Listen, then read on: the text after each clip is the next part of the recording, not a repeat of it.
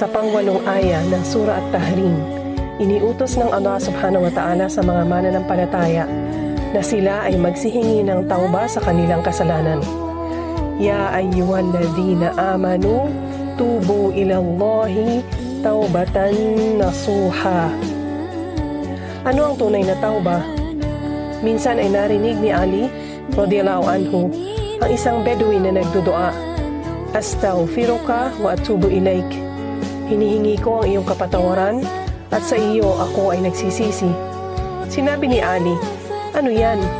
Napakababaw ng iyong paghingi ng tawad. Sa katotohanan, ganyan ang paghingi ng tawad ng mga sinungaling. Siya ay tinanong ng Bedouin, ano ba talaga ang tauba? Ang sagot ni Ali, ang tauba ay kinapapalooban ng 6 na bagay.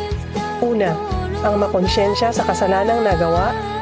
Pangalawa, ang punan at ayusin ang mga napabayaang obligatoryong gawain. Pangatlo, ang bayaran ang mga nabiktima. Pang-apat, ang ayusin ang mga pagtatalo o alitan. Panglima, ang pagpasyahan na hindi na uulitin ng kasalanan. At ang pang-anim, ang tunay at puspusang pagtatalaga ng sarili sa pagiging masunurin sa Allah hanggang sa maramdaman ang pagod na katumbas ng naramdamang ligaya noong ginagawa ang kasalanan.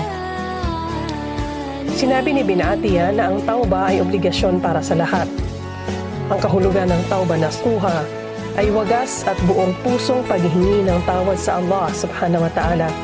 Tulad ng sinabi ni Umar radhiyallahu anhu, ito, tauba nasuha, ay ang paghingi ng tawad ng may matinding pagkamuhi na gawin ulit ang kasalanan, tulad ng gatas na hindi na makakabalik sa nilabasan nito sa hayop. Sa lingwahe, ang ibig sabihin ng tauba ay pagbabalik. Ngunit sa Islam, ang ibig sabihin nito ay ang paglayo o pag-iwas sa kasalanan at sa halip ay lumapit sa Allah at pagsunod sa Kanya.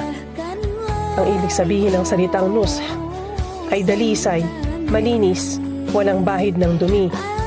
Sinigurado ng Allah subhanahu wa ta'ala ang kanyang pagtanggap ng tauba ng sino man na gumagawa noon ng wagas at buong puso at ginugustong iwan na ang kasalanan. Kaya kahit na siya ay muling mahulog sa kasalanan dahil sa kanyang kahinaan, hindi nito binabaliwala ang naunang tauba. Maharap man siya sa pagsubok na nagaanyaya sa kanya na gawin ulit ang kasalanan, ang kanyang taus-pusong tauba ay magiging pananggalang niya, insyaallah, dahil mapapahiya na siya sa kanyang sarili.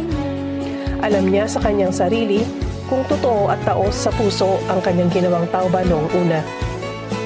Ano ang mga gantimpala ng tauba nasuha? Matapos ng utusan ng Allah ang mga mananampalataya na buong pusong humingi ng tawad, kanyang agad na sinabi ang gantimpala ng paggawa niyon.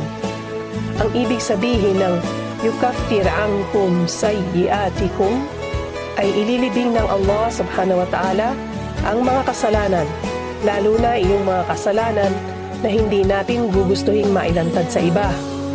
Pagkatapos ay sinabi ng Allah subhanahu wa ta'ala, yudkhilkum jannatin tajri min tahtihal anhar. Papapasukin kayo sa mga hardin kung saan may dumadaloy na ilog. Ang ibig sabihin ay paraiso. Kaya po maging wagas at taos-puso ang ating paghihingi ng tawad sa Allah subhanahu wa ta'ala dahil ang gantimpala niyon ay walang iba kung hindi Jannah.